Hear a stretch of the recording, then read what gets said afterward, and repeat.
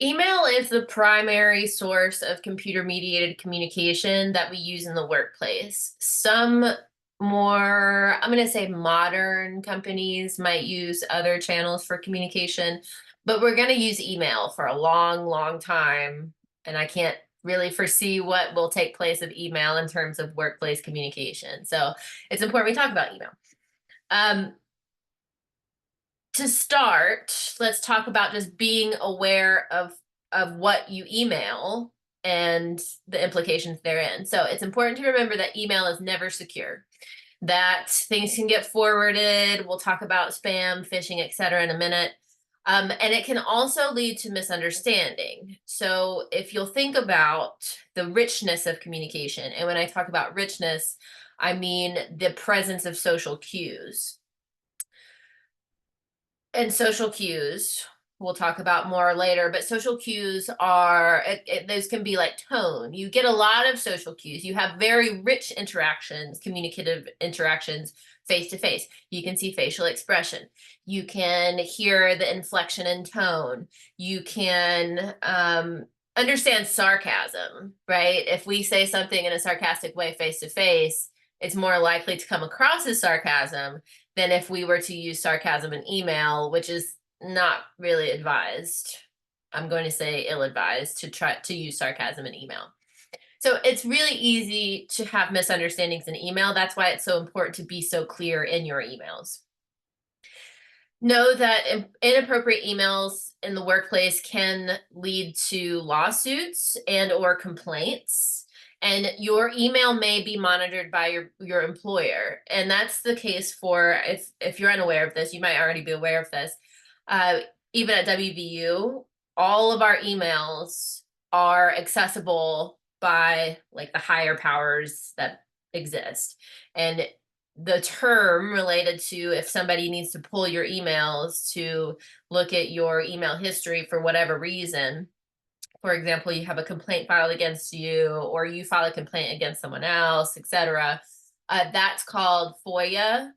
They FOIA your emails, where they just pull all of your emails. So just know that moving forward in your academic career, but also in your workplace career, usually there are different ways of pulling those emails.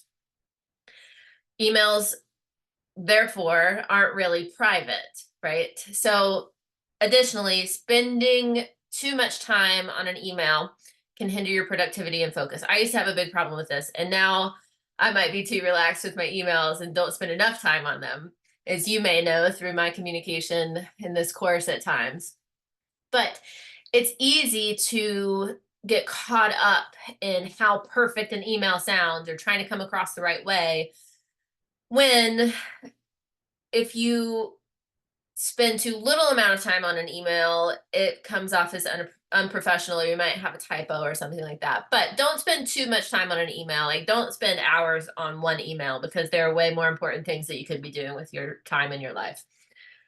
Email abuse can lead to employee termination. So that goes back to your emails are accessible by your supervisors or your bosses slash organizational leaders, whatever it may be.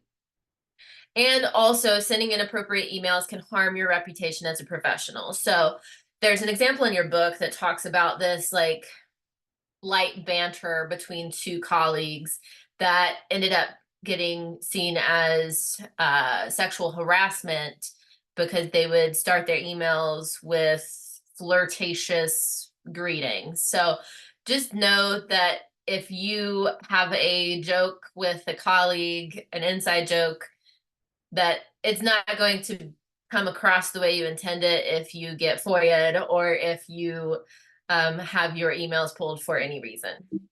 I don't know why my computer does that. Okay, so here's just a checklist for typing out your emails. Make sure that you spell check it and make sure that any grammatical errors are taken care of. Honestly, I don't know how you feel about Grammarly or other AI that look at grammar and spelling.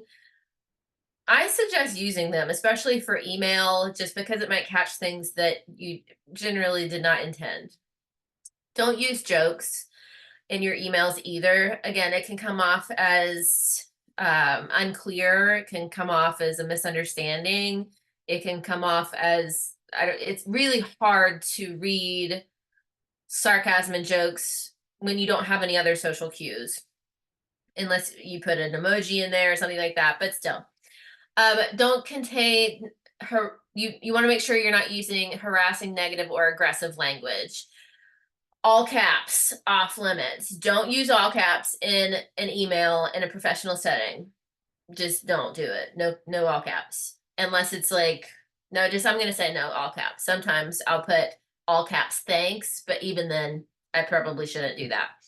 Make sure you're illustrating professional excellence. You're keeping it to the point. You're keeping it simple. You're addressing what needs to be addressed, yet you are polite. So that's an important thing for email too. You want to start by making sure that you're appropriately addressing the recipient of the email. For example, do not write Mrs. or Mr. and gender a person who you've never met based on what you think their name means or sounds like. And if you have a question about their title, then just put their name, their full name.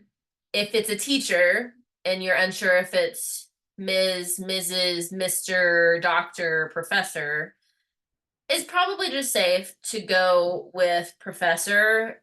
Don't go with Mrs. and assume that someone is married.